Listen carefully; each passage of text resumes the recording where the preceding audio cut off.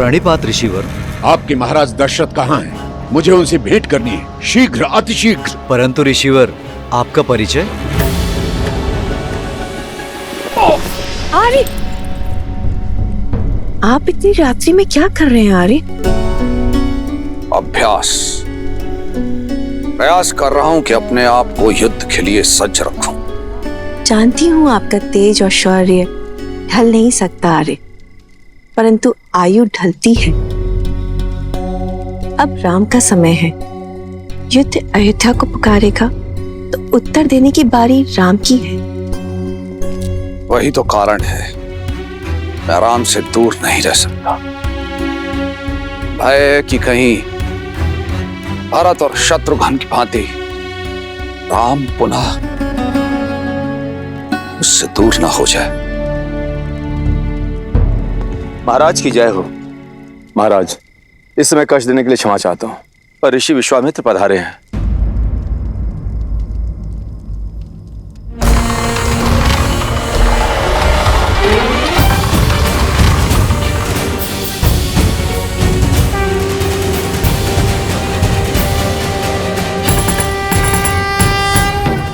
अयोध्या की भूमि पर आपके चरण पड़े, अयोध्या धन्य हुई। अपने चरण कमलों से इस भूमि को पावन करें ऋषिवर, पधारिए।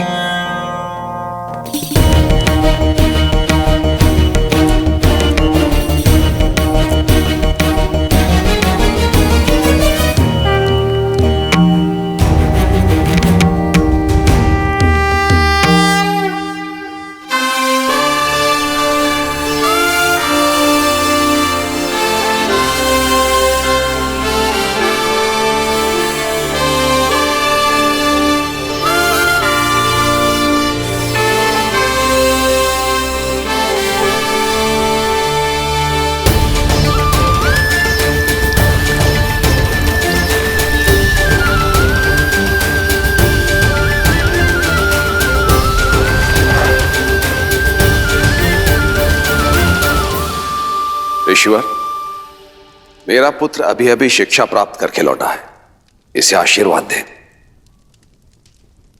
राजन, किसी भी व्यक्ति को आशीर्वाद देने से पूर्व उस व्यक्ति की पात्रता की जांच की जाती है, और फिर मैं यहां देने नहीं, लेने आया हूं। आज्ञा ऋषिवर। मारीच और सुबाहु दो राक्षस हैं जो निरंतर मेरे यज्ञ में बाधा डालते रहते हैं। मृत पशुओं का रक्त और उनका मांस डालकर उसे अपवित्र करते रहते हैं। ऐसा नहीं है राजन कि मैं उनका संहार नहीं कर सकता, परंतु ब्रह्मर्षि होने के बाद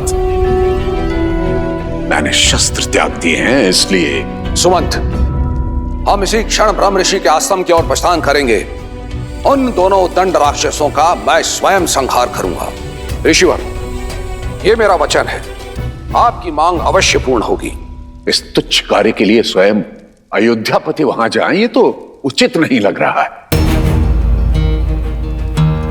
मुझे न तो आपकी आवश्यकता है और ना ही आपकी सेना की।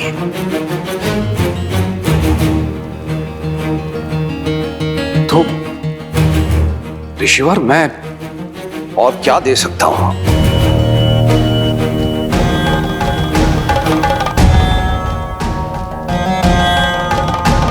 राम राम राम राम।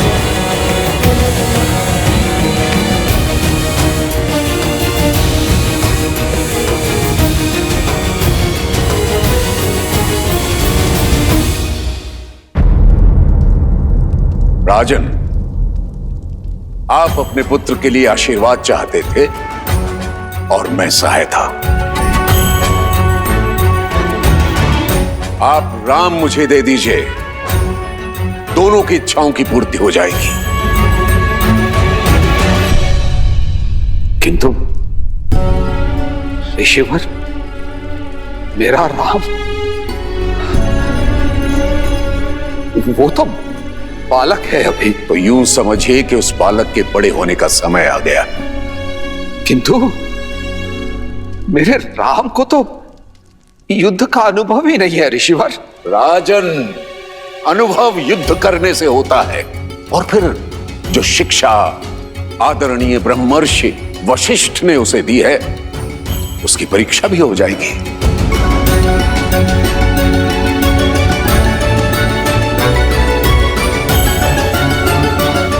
तो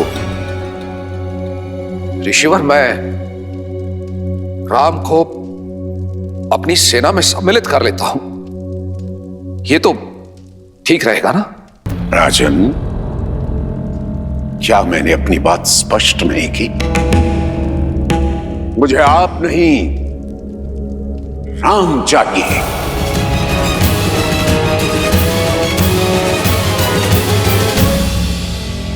ऐसा अनर्थ न करे ऋषिवर।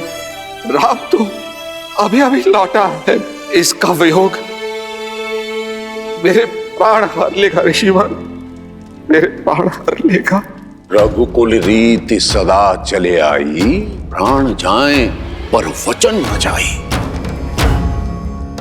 परंतु ऐसा प्रतीत होता है कि आप इन शब्दों को विस्मृत कर गए हैं राजन। प्राणों की इतनी ही चिंता है तो रघुकुल की वचनबद्धता का ढिंढोरा क्यों पीटते हैं अयोध्यापति? विश्वास नहीं होता कि आप महान राजा हरिश्चंद्र के वंशज हैं, जिसने अपना सब कुछ त्याग दिया था अपने शब्दों का मान रखने के लिए। पहली बार अयोध्या ने निराश किया।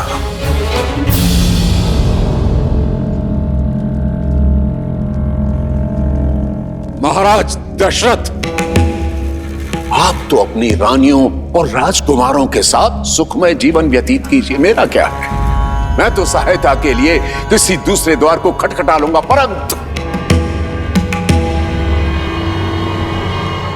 आज के बाद कभी मत कहिएगा प्राण जाए पर वचन न जाए।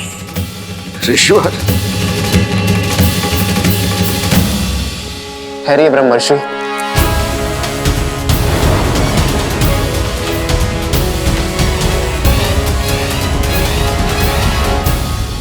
आप धर्मपरायणता के अवतार हैं, ज्ञान में सर्वश्रेष्ठ है। आप किसी भी असुर को स्वयं दंडित करने में सक्षम हैं, किंतु ब्रह्मत्व का मान रखने और रघुकुल का मान बढ़ाने स्वयं अयोध्या आए हैं। आपके साथ चलना मेरा सौभाग्य होगा गुरुवर। केवल एक अनुरोध है, कल प्रातः तक प्रतीक्षा कीजिए, अयोध्या का स्वागत स्वीकार्य है। ठीक है, कल प्रातः काल तक का समय है तुम्हारे पास।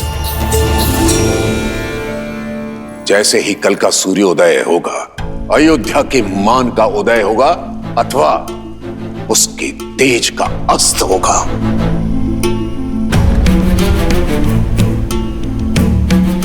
आचार्य। पिताश्री, पिताश्री,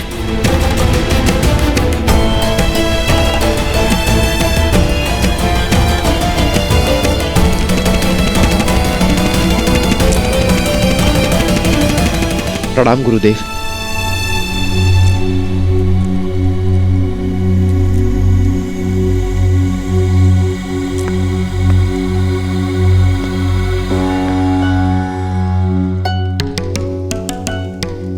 आपके यहां आने का कारण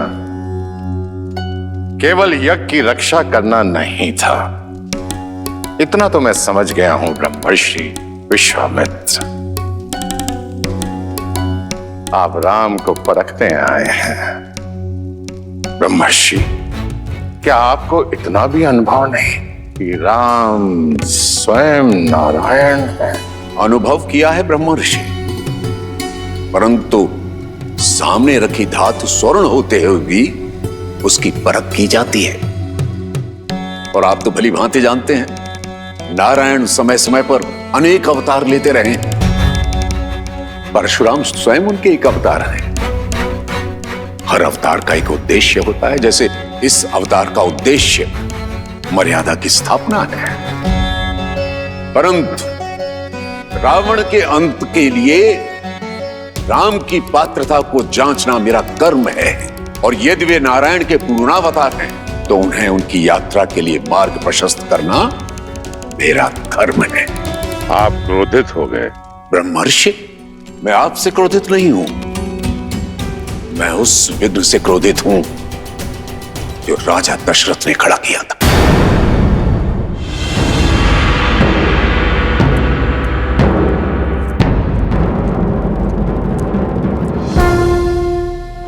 प्रणाम आचार्य। महाराज दशरथ की ठीक नहीं है आचार्य, कोई कुंठा है उनके मन में। तुम्हें क्या प्रतीत होता है? ऐसा क्या है? यही प्रश्न मुझे आपसे करना है आचार्य। पिताश्री का ऐसा व्यवहार मैंने कभी नहीं देखा।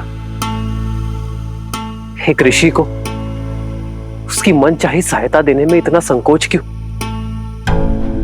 मैंने पहले भी कई बार अनुभव किया है आचार्य। पिताश्री हम लोगों से दूर होने की बात से ही सिहर जाते हैं। जो व्यक्ति देवासुर संग्राम से नहीं डरा, वो अचानक दो राक्षसों से अपने पुत्र के सामने की बात को लेकर भयभीत क्यों है? आपने तो उन्हें बालपन से पाला है, उन्हें शिक्षित किया है। मेरी माताओं से अधिक आपने उन्हें निकट से देखा है। एक पुत्र होने के नाते मेरा यह कर्तव्य है आचार्य कि मैं अपने पिताश्री के मन के भय को दूर कर सकूं। बोलिए आचार्य, उनके भय का कारण क्या है? भय के बिना प्रेम निभता नहीं है, पर प्रेम ही सबसे बड़े भय का कारण है। उनका भय तुम हो राम। तुमसे बिछड़ने का भय है जो तुम्हारे पिता को दुर्बल बना देता है। उन्हें मोह है राम अपनी संतान से, विशेषकर तुमसे राम। आप तो आचार्य हैं, उनके पिता समान, उनके गुरु भी आप ही हैं।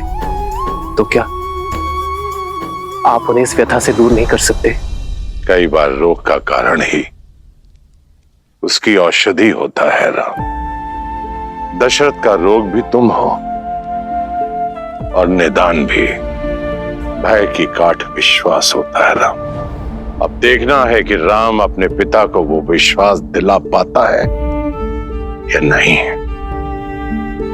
प्रश्न दशरथ के धर्म का नहीं, राम के कर्म पर है।